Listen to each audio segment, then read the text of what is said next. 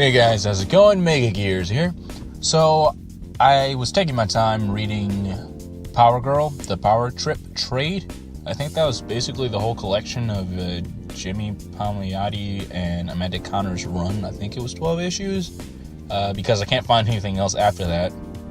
So that's just, what I think, my assumption, because Amazon just has that and Power Girl Volume 1 and 2, which I think Power Trip includes those two volumes, and some of the JSA unclassified issues by Jeff Johns.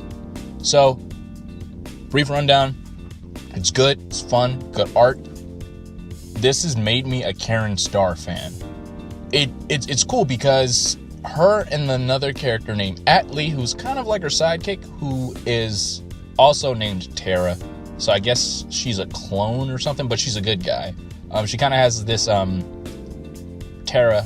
or Atlee, kind of has like this kind of naive girl next door type thing, but she really wants to be a hero.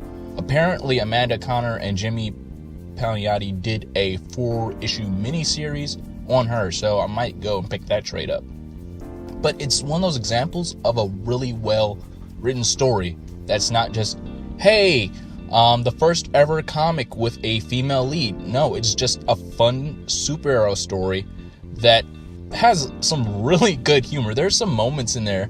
I think the guy's name is Voltarg or Voltros or something like that, and he's from another planet, and he's basically kind of like a dumb jock character, kind of like a dumb parody of Conan, where he's like speaks in the third person, and apparently he comes to Earth seeking for Powergirl so he can help restore his planet because they're sterile. Some weird alien civil war on his planet. They did this bomb that sterilized all of his people.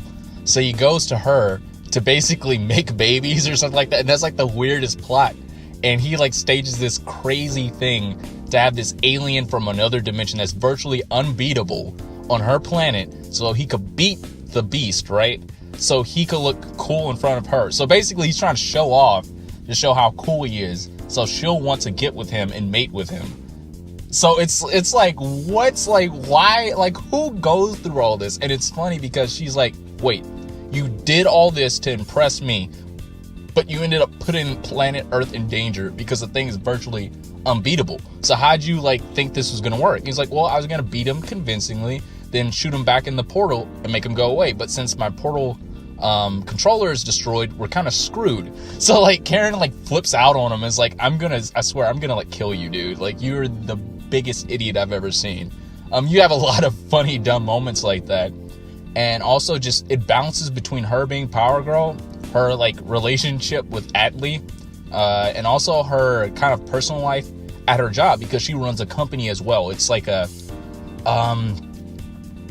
think of it kind of like a Star Labs type thing, but they don't create weapons. It's all exploration and inventions to better the world, which is kind of her hobby, but also just to cover, for a secret identity, because she's trying to find a way to kind of fit in as well, because she knows that she's not Superman's actual cousin.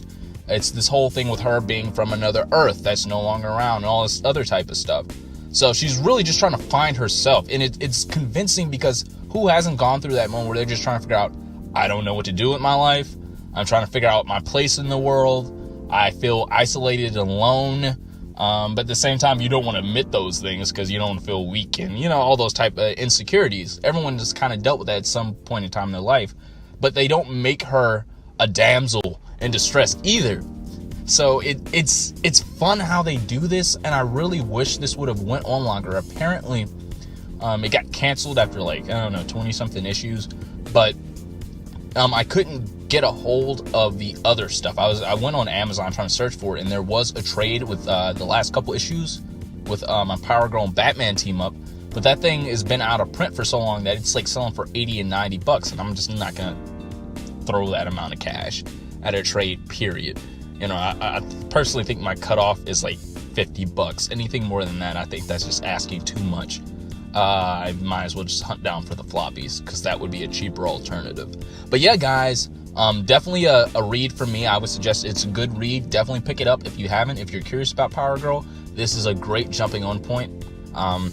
New Powergirl fan. So, new She-Hulk fan, new Powergirl fan. Atlee is amazing and adorable. And Amanda Conner killed it on this book. The Palmiotti and Connor duo is just amazing. So yeah, guys, those are my thoughts. Let me know what you think. If you have any questions, comments, concerns, or maybe I got some information wrong, y'all can go ahead and correct me and let me know if I missed something. And I'll catch you on the next.